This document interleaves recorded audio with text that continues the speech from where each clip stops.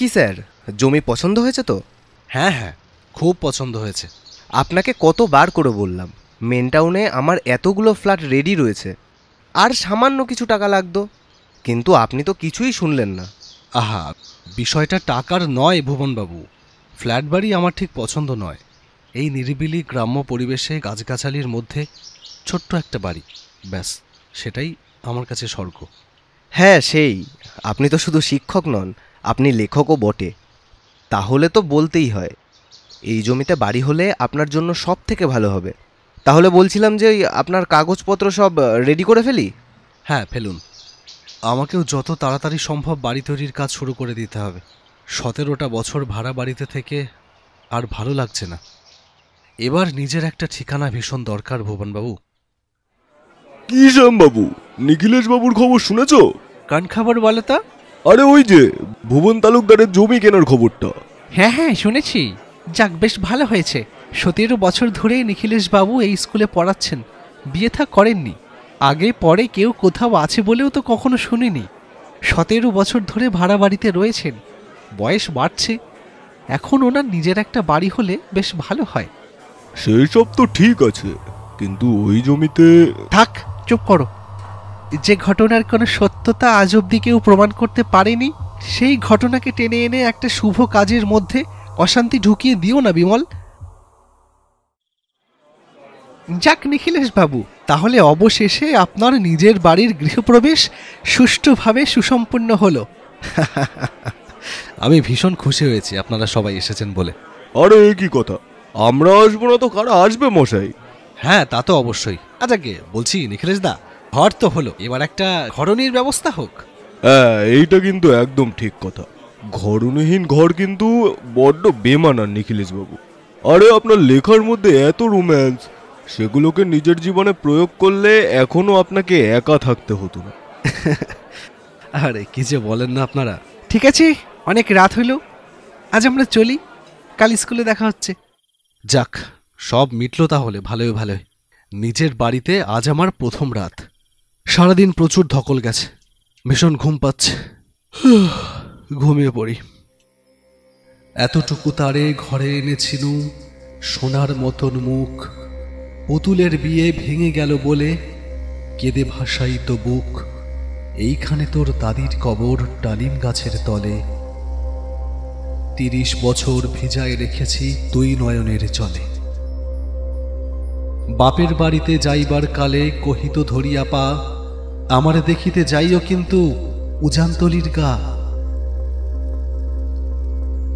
মাটিরে আমি যে বড় ভালোবাসি, মাটিতে মিশায় বুক।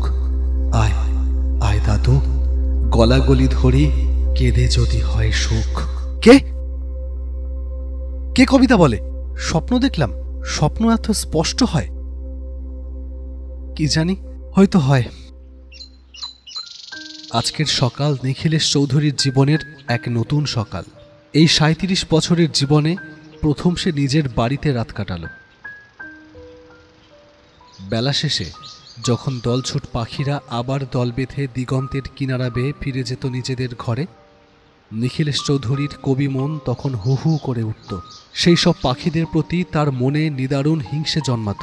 আজ থেকে আর তেমনটা হবে না। নিখিলেশ বাবুর 37টা বছর কেটে গেল কেবল শূন্যতাকে আঁকড়ে ধরে। প্রেম শুধু তার কবিতায় এসেছে, জীবনে আসেনি। কিন্তু এবার একজন সঙ্গিনী দরকার। স্কুলের সহকর্মী ঠিকই বলেছিল, ঘরণীহীন ঘর বড্ড বেমানান। এবার তার জীবনেও একজনকে দরকার। নিখিলেশ চৌধুরী যার সাথে একসাথে বুড়ো হবে, তারপর একদিন সেই বৃদ্ধা সঙ্গিনীর কোলে মাথা রেখে নিজের ঘরে জীবনের শেষ নিঃশ্বাস মুছে দেবে নিখিলেশ চৌধুরী। দেওয়ালে টাঙানো ঘড়িতে ঢং ঢং করে 8টা ঘন্টা বাজল। নিখিলেশ চৌধুরী বিছানা ছেড়ে উঠে পড়ল। তাকে স্কুলের জন্য রেডি হতে হবে।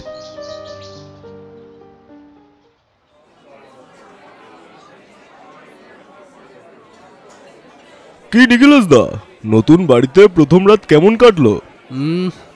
ভালোই। কিন্তু আপনার চোখ মুখ দেখে তো মনে হচ্ছে রাতে তেমন ভালো ঘুম হয়নি। হ্যাঁ ওই আর বলো না, দেওয়ালের রং এখনো শুকোয়নি। কাঁচা রঙের গন্ধে ঘুমে একটু অসুবিধা হয়েছিল আর কি। যাকে আমার ক্লাস আছে, উঠি। কি স্যার, কিছু বুঝলেন? স্কুল সেরে নিখিলেশ চৌধুরী বড় বাজারে গেলেন টুকিটাকি কিছু জিনিস কিনতে। এই বাড়ি সাজানোর জিনিসই বলা চলে। তার বাড়ি থেকে বাজার খুব একটা দূর নয়, তাই তিনি পায়ে হেঁটেই যাতায়াত করে। তাছাড়া হেঁটে চলে বেড়াতে তার ভালোই লাগে। বাড়ি ফিরতে ফিরতে 7টা বেজে গেল। পোশাক বদলে নিলেন। ভাড়ার বাড়িতে তাকে রান্না করতে হতো না। বাড়ির মালিকেরা দুবেলা খাবার জোগান দিয়ে দিত। তার বিনিময়ে তাকে মাসের শেষে কিছু টাকা ধরে দিতে হতো, কিন্তু এখন তাকে নিজেকেই রান্না করতে হবে। রান্নাঘরে ডিম, আলু, চাল সব আনাই ছিল। নিখিলেশবাবু খিচুড়ি চাপিয়ে দিলেন। রাতের খাওয়া দাওয়া শেষ করে বিছানায় গা এলিয়ে দিলেন। ঘুমটা সবে একটু গভীর হচ্ছে তার। ঠিক তখনই, এইখানে তোর দাদির কবর ডালিম গাছের তলে, 30 বছর ভিজায় রেখেছি তুই নয়নের জলে। না, পরপর দুদিন একই ঘটনা। কবিতাটা জসিমউদ্দিনের। হ্যাঁ, জসিমউদ্দিন তার প্রিয় কবি বটে, কিন্তু ঘুমের ভেতর তার কবিতায় এসে ব্যাঘাত এরকমভাবে আগে তো কখনো ঘটায়নি। কি হচ্ছে কিছুই বুঝতে পারছেন না নিখিলেশ চৌধুরী। পরদিন স্কুলে তিনি তার সহকর্মী অন্যান্য শিক্ষকদের বিষয়টা খুলে বললেন, কিন্তু তারা কেউই এ বিষয়ে তেমন কিছু বলতে পারল না। উল্টে একজন বললেন, জায়গা বদলালে এরকম একটু আধটু হয়। তাছাড়া আপনি কবি মানুষ, আপনার স্বপ্নে জসিমউদ্দিনের কবিতা আসবে না তো কি মাইকেল জ্যাকসনের মুনওয়াক আসবে? কিন্তু আজ রাতে আর স্বপ্ন এলো না, এলো একটা ডাক, যার জন্য কোনোভাবেই প্রস্তুত ছিল না নিখিলেশ চৌধুরী। নিখিলেশ বাবু। ডাকটা একবার মাত্রই এলো, কিন্তু তা এমনই দৃঢ় যে তাকে টেনে বসিয়ে দিল খাটের ওপর। কে আপনি? আমি জসিমউদ্দিন। সবাই আমাকে পল্লী কবি বলে জানে। জসিমউদ্দিন? হ্যাঁ, আমাকে ভয় পাওয়ার কোনো কারণ নেই কবি। আমি তোমাকে ভয় দেখাতে আসিনি। তাহলে? যে মাটির ওপর তুমি ইমারত করেছ, সেই মাটির গভীরে কবরের চিরনিদ্রায় পরম সুখেই ছিলাম আমরা। আমার সমস্ত প্রিয়জনের শরীর এই মাটিতেই মিশে গেছে। সেই মাটির শরীরের ওপর তুমি বাড়ি বানিয়েছ। আমাদের যে দম নিতে বড্ড কষ্ট হচ্ছে কবি। এই মাটিটুকু আঁকড়ে ধরে কত যুগ কেটে গেল। এই মাটি কখনো আবদ্ধ হতে পারে না। মুক্ত করে দাও কবি। আমার ভালোবাসার মাটি, আমার অপার্থিব নিঃশ্বাস মুক্ত করে দাও, মুক্ত করে দাও।